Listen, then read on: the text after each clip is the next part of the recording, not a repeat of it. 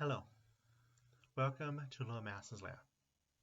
I'm your Loremaster, here today for another look at the world of Galorian, specifically the continent of Tian Xia. Last month we began looking at the first of the three successor states who most inherited from the former empire, and are being to be the next. So this month, let's look at the second one, Poli. When Loremaster collapsed 100 years ago, the center of its territories each inherited a part of the lost empire. For Poli, that was the culture of the nation. Poli is the one who keeps the five-dragon throne and claims inheritance of the royal line. That said, the throne sits empty, the throne guarded until the time someone worthy sits upon it. Until then, the rulers and the ones who keep the tradition of the past alive are the Oracular Council. Which, before we get too far away from the throne, let's take this time to look at our first side tangent, the part of the show where the crown is heavy and deadly. We cannot talk about the Eternal Throne without mention of Shen Ra, the Sky Dragon. Shen Ra is the one who keeps the guard of the throne, sitting high in the skies above the nation. There have always been potential to the throne, but any unworthy who have tried sitting on a throne find themselves reduced to black smoke by a lightning strike, which is why the throne sits empty. Only one truly meant to sit there will satisfy the dragon. Like the other main successor states, Poli's largest population are Tian Xia humans. This is followed by Nagaji, due to the trade relations with Nagajoy to the south. Certain types of kobolds are connected to courtly life, and they thrive here. And Samsarians have also found a nation one pleasing to them. The nation as a whole worships the idea of the Eternal Emperor, that someone of royal blood will one day appear and continue leading the nation as it always has been led, even in his absence, to the point it serves as the nation's religion. In the absence of the emperor, the Oracular Council makes the decisions. Made of several high-level numerologists, the highest seats of the council include the Grand Oracle, the Minister of the Interior Affairs who focuses on eternal stability, the Minister of Faith who maintains the religious sermons, and the Minister of Truth who works to ensure preservation of history. Which brings us to our second side tangent, the main path the oracles take to the country to reach the destination of fate, the path of numbers. Through someone's time of birth, through zodiac signs, through astrological configurations, they believe they can map a person's entire life through what they call the test of fate. Of course, the practice can only be done once, and many people are against it because it ends up with mistreatment and stomping down those judged ill-fated. But the process is still a centerpiece of the traditionalist country. Also of note is the Bureau of Numerology, an association of operatives, seers, agents, all tasked with protecting the nation from threats both external and internal. There are 5 branches, each corresponding to one of the gemstones used to construct the Five Dragons Throne. First is the force known as the Lapis Watch, an army answering only to the Oracular Council.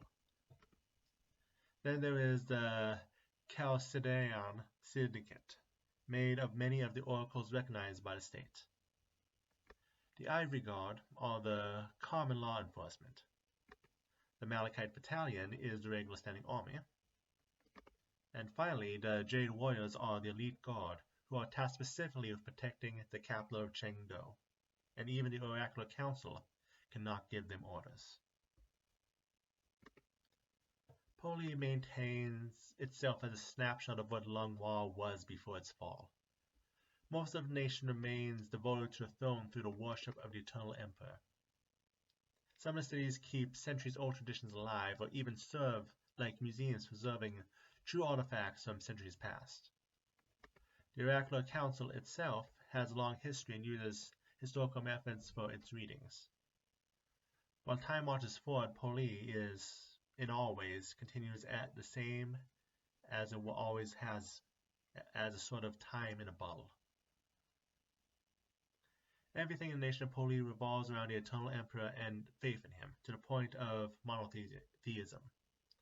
There are even shrines of priests to him, though there is not any associated magical blessings. Worship of other deities is discouraged and outright banned in larger settlements, along with several types of magical practices. There was a reason I did Rahadom and Poli back to back. The Eternal Empire is connected to our third side tangent, Po Lung, part of the School of Order, which believes there is a natural order to the universe and connected to the worshippers or ancestors. Po Lung was the state religion of Lunghua, believing that societal order was what held the empire together. I need to slow down.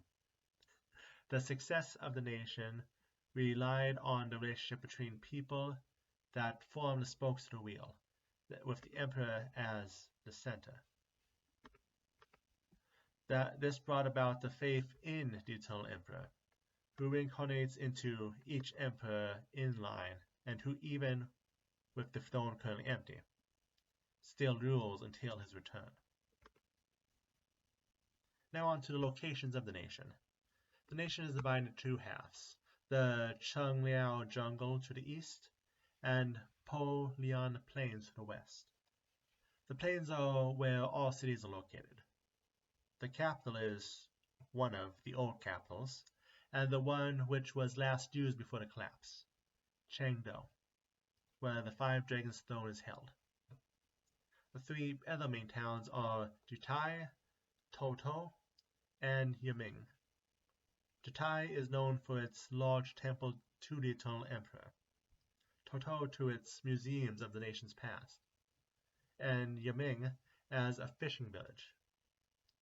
As for the jungle side of the nation, it contains the legendary sinkhole known as the Emperor's Footprint, another holy site for the Eternal Emperor's worship. Which brings us to our final side tangent, Round Mountain.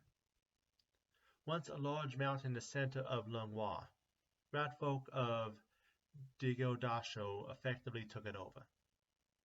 A large war started between the nation and the ratfolk before being ended by the sorceress Hao Jin by stealing the entire mountain and placing it in her famed tapestry. Well, now that she's returning everything she took, the mountain again rests on the westernmost edge of Poli, and the ratfolk within are reintegrating themselves to the outside world. Which brings us to the end of today's video. With the army and the empty throne examined, there is one main successor state remaining. But that is for next month. As for next time, we have another God video. And this one is a big one, even if this faith is not as widespread. See you then.